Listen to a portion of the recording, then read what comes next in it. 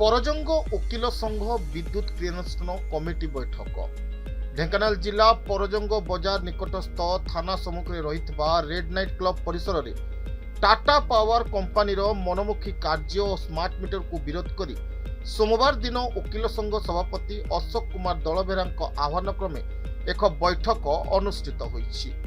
उक्त बैठक में वकिल संघ संपादक वेणुधर साहू और अन्य समस्त वकिल संघर सदस्य उपस्थित थिबा बेले परजंग विद्युत क्रियानुष्ठान सभापति सुब्रत कुमार परिडा, संपादक दुर्गाचरण पात्र और परजंग ग्राम्य कमिटी सदस्य मानक मिलित उपस्थिति रे एक बैठक अनुष्ठित होइथिला।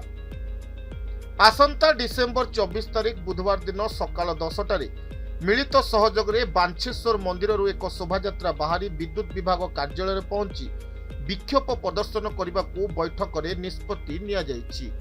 यह सहित समस्त सरकारी बेसरकारी कार्यालय गुड़िक बंद रहिबा को प्रस्ताव आगत करा जायछि। स्मार्ट मीटर अतिरिक्त सिक्यूरिटी जमा को तीव्र विरोध करी एही आंदोलन मुख्य उद्देश्य रहितबा सूचना मिलिछि। कुमार सामंत परजंग बार एसोसिएशन जन वरिष्ठ सदस्य और पाखे अच्छा आम बार एसोसिएशन प्रेसिडेंट एवं मोर बापटे अच्छा बार एसोसिएशन सेक्रेटरी अन्य क्रियानुष्ठान कमिटर बंधु मैंने भी उपस्थित अच्छा। आमर मूल दाबी है टाटा कंपानी जो विद्युत सरबराह करुच्ची सेटा बेआईन भाव में एडिशनल सिक्योरिटी डिपोजिट करने विरुद्ध एवं स्मार्ट मीटर जो बसौन जबरदस्त ता विरुद्ध आम आंदोलनात्मक पंथा ग्रहण करूँ। प्रथम कथा है जदि भित्तिभूमि सजड़ा न जाए लोक माने उपभोक्ता माने निरवच्छिन्न विद्युत न पाती ताहले काहेकि बिल पैठ करेंगे कहीं स्मार्ट मीटर लगेबे। गाँ गहली आमर एटा ग्रामांचल एरिया ग्रामांचल दिन दिन राति राति विद्युत तांकर बंद रोचे से बहुत हैरान पड़ते। खरा दिन आसिले तो तांकर जो दयनीय अवस्था से न कहवा भल। तेणु मो प्रथम कथा है भित्तिभूमि सजाड़ तापर स्मार्ट मीटर संपूर्ण उच्छेद एवं कौन सी प्रकार एडिशनल सिक्योरिटी डिपोजिट दवापाई उपभोक्ता माने बाध्य नुह।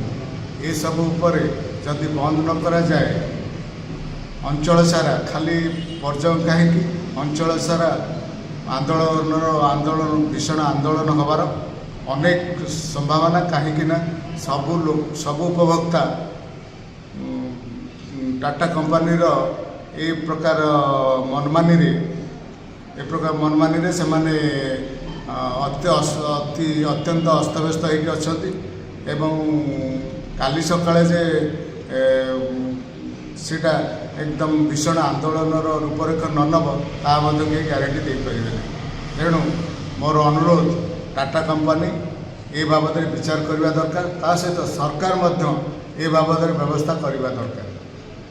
ये कहीकि मोर वक्तव्य शेष कर सब विषय को लेकर आमर विद्युत उपभोक्ता कमिटी परजंग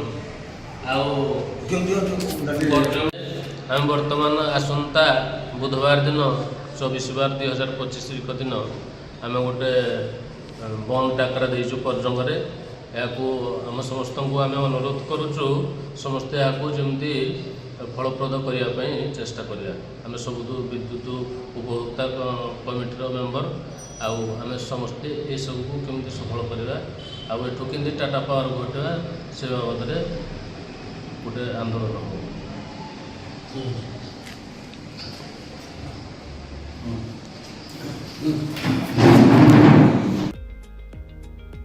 परजंगरू निर्मल गणनायक रिपोर्ट ना ओडिशा न्यूज।